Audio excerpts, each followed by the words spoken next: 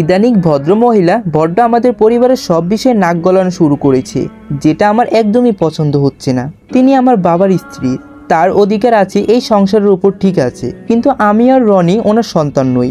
আমাদের ব্যাপারে এত খবরদারি আমার ঠিক পছন্দ হচ্ছে না। রনির অনেক রকমের অভ্যাস ছিল, সে আগে ভাত খেতে চাইতো না একদম। আমার মা শেষমেশ হাল ছেড়ে দিয়েছিল, রনি যা খেতে চাইতো তাই দিত। কিন্তু আজকাল আমি বেশ অবাক হয়ে খেয়াল করছি, নতুন ভদ্রমহিলা রনিকে ভাত খাওয়ায়, রনিও দিব্যি খেয়ে ওঠে। ওনার এইসব আচরণ আমার ঠিক সুবিধা লাগছে না কেন জানি। এমনি তো ওনার খারাপ লাগার কিছুই নাই, আপাত দৃষ্টিতেই মনে হতে পারে উনি আমাদের পরিবারের জন্য অনেক করেছে এবং আমাদের সাথে মিশে যেতে চাইছেন। সবাই এমনটাই বলবে ওনাকে দেখে, কিন্তু ছোটবেলা থেকেই আমার ষষ্ঠ ইন্দ্রি বেশ প্রখর। আমি কথা কম বলি, তবে আমি বোকা নই। এমন অনেক কিছুই আমি বেশ আগে থেকেই বুঝতে পারি, যেটা কিনা কেউ ধারণাও করতে পারেনি ওই সময়। আমি জানি না এটা কেন হয়, আমি চাইও না এমন হোক আমার সাথে। আমি সবার মতোই স্বাভাবিক হতে চাই, কিন্তু আমি না চাইতে এইসব আমার সাথে ঘটে। আমার মায়ের মৃত্যুর আগেই ঠিক আমি এমন কিছুই বুঝতে পেরেছিলাম, যা আমি এখনো কাউকেই বলতে পারিনি। সেই দিন সন্ধ্যায় আমি ঘরে বসে পড়ছিলাম, পরীক্ষার বেশি দেরি নেই, তাই এক মনেই বসে পড়ছিলাম আমি। হুট করেই দরজা খোলার শব্দ শুনে ভ্রু কুঁচকে তাকালাম আমি। বইয়ের দিকে তাকিয়ে স্পষ্টই বুঝতে পারছি না উনি এসেছে। আপনি আবারও এসেছেন আমার ঘরে? আমি বইয়ের দিক থেকে মাথা না তুলেই বললাম। ভদ্রমহিলা বেশ আয়েশ করে আমার খাটের উপরও পাও তুলে বসলেন, ওনার হাতে একটা বাটি। বারে, আমার মেয়ের ঘরেই আমি এসেছি, তার জন্য আবার কারো অনুমতি নিতে হবে? আমি ঘুরে ওনার দিকে তাকালাম। কত বয়স হবে মহিলার? 35 বা 40, মোটামুটি পর্সা, ছোটখাটো গড়নের মহিলা, মুখে সবসময় হাসি, যে হাসির একটা মানে আছে যা আমি বুঝতে চেষ্টা করছি। শোনো নীরা, আমি শুনেছি তোমার মায়ের অনেক লম্বা চুল ছিল, তোমার চুলগুলো অনেক সুন্দর, কিন্তু যত্নের অভাবে কেমন নষ্ট হয়ে যাচ্ছে। এই যে বাটিতে নারকেল তেল এনেছি, তোমার চুলে লাগিয়ে দিব এখন। আশ্চর্য, আপনি কি বলেছি চুলে তেল দেবার দরকার? কেন এসেছেন? দেখুন আমার সামনে পরীক্ষা, দয়া করে এইভাবে ডিস্টার্ব করবেন না আমাকে। মহিলার মুখে তখনও হাসি, মিটমিট করে হাসতে হাসতে বললেন, তোমার বাবার বন্ধু হাশেম সাহেব এসেছেন, তোমার বাবা ডেকেছে তোমাকে, যাও দেখা করে এসো। আমার চোখ মুখ মুহূর্তেই রক্তশূন্য হয়ে গেল ওনার কথা শুনে। হাত পা কাঁপতে শুরু করলো থরথর করে। আমার ফ্যাকাশে মুখ দেখে তাকিয়ে আবারও একটু হাসলেন উনি। কি ব্যাপার নীরা, তোমার হাশেম আঙ্কেলের কথা শুনে এভাবে চুপ হয়ে গেলে যে? তোমার বাবা ডাকতে এসেছেন তোমাকে। এই মুহূর্তে ওই মহিলার মুখের দিকে তাকিয়ে আমার মনে হলো উনি আমার বিষয়ে অনেক কিছুই জানেন। আমি ওনার দিকে শীতল চক্ষু দিয়ে তাকালাম। উনি নির্বিকার। ছোয়াল শক্ত করে বললাম, কে আপনি? কেন? তোমার সৎমা। উনি কিছু বলতে যাবে তার আগেই দরজা টোকা পড়লো। নীরা, রুমে আছো? আমি উঠে দাঁড়িয়ে বললাম, জি বাবা। বাবা ঘরে ঢুকে ওনার দিকে তাকালেন। রুনা, তুমি এইখানে কি করো? এই এসেছিলাম মেয়ের সাথে একটু গল্প করতে। যাই হোক নীরা, তোমার হাশেম আঙ্কেল এসেছেন, তোমাকে ডেকেছে। আমি চোখ মুখ শক্ত করে বললাম, আমি যাব না, আমার পড়া আছে। নীরা, তোমাকে আগেই অনেকবার আমি বলেছি, মুখে মুখে তর্ক করা একদমই পছন্দ করি না আমি।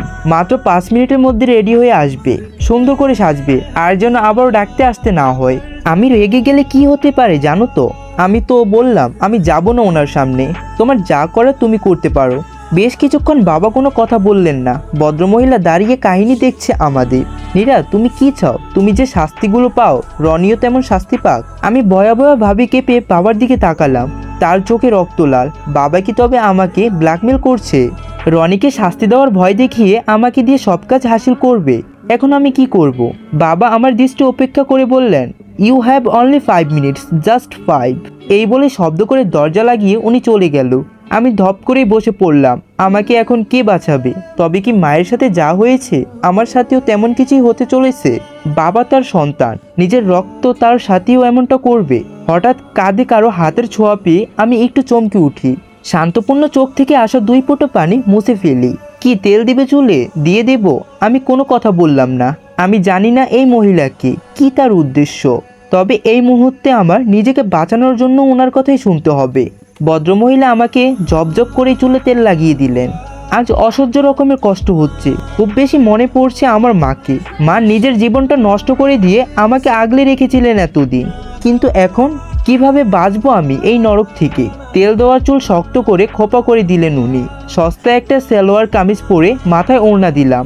আয়নার সামনে দাঁড়িয়ে একটু সাহস হলো আমার। আমাকে দেখে খুব খারাপ লাগছে, তবে আমি জানি না কাজ হবে কিনা এতে, কারণ হাশেম নামের লোকটা একদম নরকের কীট। আমার মা এইসব অনেক চেষ্টা করেছে তার হাত থেকে বাঁচতে, কিন্তু কখনো কি পেরেছে? শেষ পর্যন্ত মৃত্যুটাকেই তার বেছে নিতে হলো। কি ভাবছো নীরা? আমার পিছনে এসে দাঁড়িয়েছেন উনি। আমার আপনার সম্পর্কে অনেক কিছু জানার আছে। আমার মনে হয় না আপনি কিছু না জেনেই এই বাড়িতে বউ হয়ে এসেছেন। কে জানিয়েছে আপনাকে? কে আপনি? ভদ্রমহিলা আবারও সেই রহস্যময় হাসি হাসলেন। আমি একদৃষ্টিতে তাকিয়ে সেই হাসি দেখলাম। হঠাৎ বাইরের ঘর থেকে বাবা চিৎকারের ডাক শুনে দস্ত হলাম। ওনার দিকে তাকিয়ে বললাম, উত্তর আপনাকে দিতেই হবে, আজ হোক বা কাল। আগে নিজেকে বাঁচাও নীরা। আমি জানি তুমি তোমার মায়ের মতো বোকা নও, তুমি বুদ্ধিমতী। কিভাবে নিজেকে বাঁচাতে হবে খুব ভালো করেই জানো তুমি। আমি কিছু বললাম না, চুপ করে দাঁড়িয়ে থাকলাম। উনি আমার কাঁধে হাত দিয়ে বললেন, রনিবা তোমার দাদিকে নিয়ে ভয় পেও না, তোমার বাবা কিছুই করতে পারবে না ওদের। আমার কি উচিত হবে? ওনাকে ভরসা করা। কিন্তু এই মুহূর্তে তা না করা ছাড়া আমার কী বা করার আছে? বসার ঘরের দরজার সামনে এসে দোয়া ইউনুস পরে বুকে ফু দিলাম। আমার মা আমাকে বিপদে এই দোয়াটা পড়তে বলেছেন। আস্তে করে পর্দা সরিয়ে ভিতরে তাকালাম। অসভ্য হাসেম আর আমার বাবা দুজনই মুখোমুখি হয়ে ভীষণ হাসি ঠাট্টা মগ্ন। এই নরকের কাঠিটাকে আমি প্রায় 4 মাস পর দেখলাম। এই অসভ্যটার জন্য আমার মা আমাকে ছেড়ে চলে গেছেন। শেষ দেখা হয়েছিল মায়ের মৃত্যুর দিনে। বড্ড শোক পালন করেছিল।